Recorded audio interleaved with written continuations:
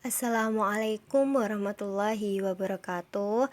Perkenalkan, nama saya Farah Nur Aulia, NIM A71011813 dari Prodi Pendidikan Teknik Informatika Universitas Muhammadiyah Surakarta.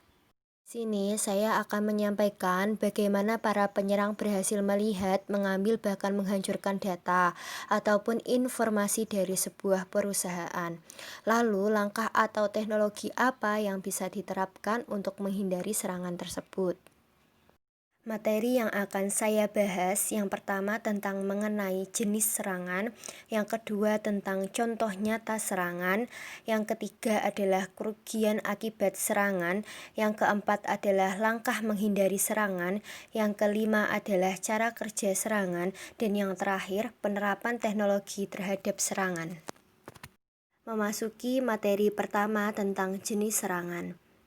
Sekali jenis-jenis serangan, yakni yang pertama, ransomware adalah salah satu jenis malware yang setelah berhasil menginfeksi komputer korbannya akan melakukan enkripsi dan mencuri data-data yang ada pada komputer atau jaringan perusahaan.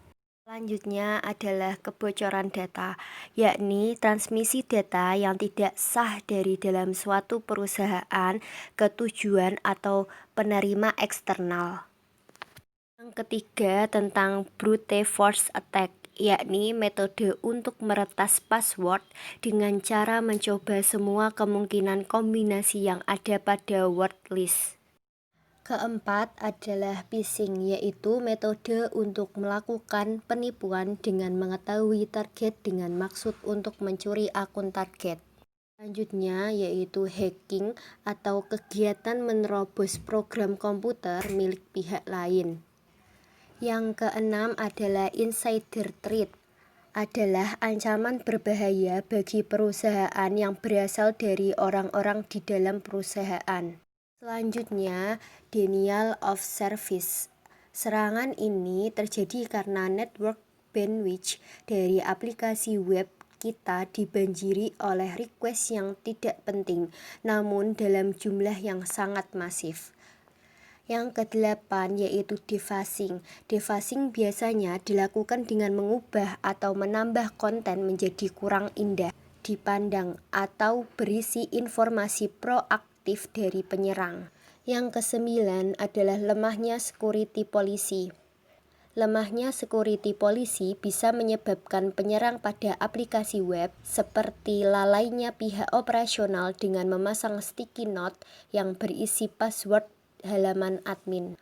Selanjutnya, bug CMS atau framework, yaitu serangan eksploitasi bug atau celah pada CMS atau framework oleh peretas.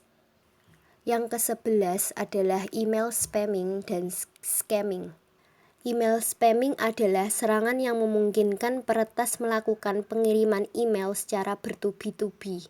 Untuk email scamming adalah serangan ketika peretas melakukan pengiriman email ke target korban dengan format menyerupai email resmi. Selanjutnya yaitu Trojan Horse. Ini dapat digunakan untuk mendapatkan informasi tentang tujuan seperti kata sandi, log sistem, dan lainnya, dan dapat memperoleh hak akses dari target. Serangan selanjutnya yaitu injeksi SQL, yakni teknik serangan yang menggunakan lubang keamanan di mana situs web memungkinkan pengguna untuk memasukkan data tetapi tanpa filter. Selanjutnya yaitu script kiddie, adalah seseorang yang mempunyai kemampuan kurang dalam dunia internet yang hanya bisa menggunakan tools orang lain untuk melakukan serangan terhadap jaringan internet, biasanya hanya untuk sensasi. Lalu, spoofing, yaitu teknik kejahatan yang digunakan untuk mendapatkan akses yang tidak sah ke suatu komputer atau informasi. Yang terakhir adalah PHP injection, yaitu kejahatan yang dilakukan dengan cara mencari bugs pada skrip PHP yang ada yang dilakukan oleh sebagian hacker. Memasuki materi kedua tentang contoh nyata serangan. Serangan selanjutnya yaitu injeksi SQL, yakni teknik serangan yang menggunakan lubang keamanan di mana situs web memungkinkan pengguna untuk memasukkan data tetapi tanpa filter. Selanjutnya yaitu script kiddie adalah seseorang yang mempunyai kemampuan kurang dalam dunia internet yang hanya bisa menggunakan tools orang lain untuk melakukan serangan terhadap jaringan internet, biasanya hanya untuk sensasi. Lalu, spoofing yaitu teknik kejahatan yang digunakan untuk mendapatkan akses yang tidak sah ke suatu komputer atau informasi. Yang terakhir adalah PHP injection, yaitu kejahatan yang dilakukan dengan cara mencari bugs pada skrip PHP yang dilakukan oleh sebagian hacker. Memasuki materi yang ketiga tentang kerugian akibat serangan. Kerugian akibat serangan DDoS meliputi yang pertama, menghabiskan resource atau sumber. Yang kedua, merusak atau mengubah informasi konfigurasi. Yang ketiga, kerusakan fisik atau mengubah komponen jaringan. Akibat lainnya yaitu merubah tampilan website, memuat iklan berisi malware, peretas mendapatkan akses ke situs web, selanjutnya tidak muncul dari list hasil mesin pencari, lalu kehilangan pendapatan, pelanggan, dan kesempatan bisnis. Memasuki materi keempat tentang langkah menghindari serangan. Di sini saya mengambil 3 contoh tentang serangan yang terjadi di Indonesia. Yang pertama, serangan Bluebird.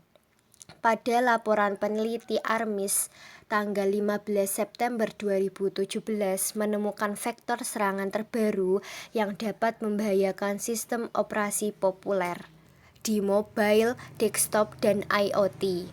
Selanjutnya, serangan ransomware WannaCry. Serangan ini sempat menyerang Indonesia awal 2017. Setidaknya ada 2 rumah sakit yang disinyalir diserang ransomware berjenis WannaCry yang menyebabkan data pasien dalam jaringan komputer tidak bisa diakses. Contoh ketiga yaitu serangan DDoS, yaitu laporan kuartal pertama dan kuartal kedua tahun 2017 menunjukkan bahwa serangan distribut denial of service atau DDoS masih menjadi tren tahun 2017. Masuki materi kelima tentang cara kerja serangan. Bagaimana sih serangan DDoS bekerja? Serangan DDoS membutuhkan penyerang untuk mendapatkan kendali atas jaringan mesin online untuk melakukan serangan.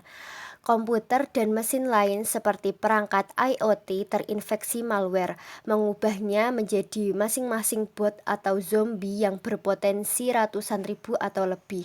Penyerang kemudian memiliki kendali jarak jauh atas kelompok bot yang disebut botnet. Selanjutnya, bagaimana sih cara kerja Trojan Horse? Trojan Horse ini menyamar sebagai software lain yang ada di komputer. Kemudian setelah diaktifkan tanpa sengaja oleh user, barulah Trojan ini mulai bekerja. Memasuki materi terakhir tentang penerapan teknologi terhadap serangan. Penerapan teknologi di sini saya mencontohkan 3. Yang pertama, firewall. Yang kedua, proxy, dan yang terakhir IDS atau Intrusion Detection System. Sekian materi yang bisa saya sampaikan. Semoga bermanfaat dan menambah wawasan kita semua. Kurang lebihnya saya mohon maaf. Assalamualaikum warahmatullahi wabarakatuh.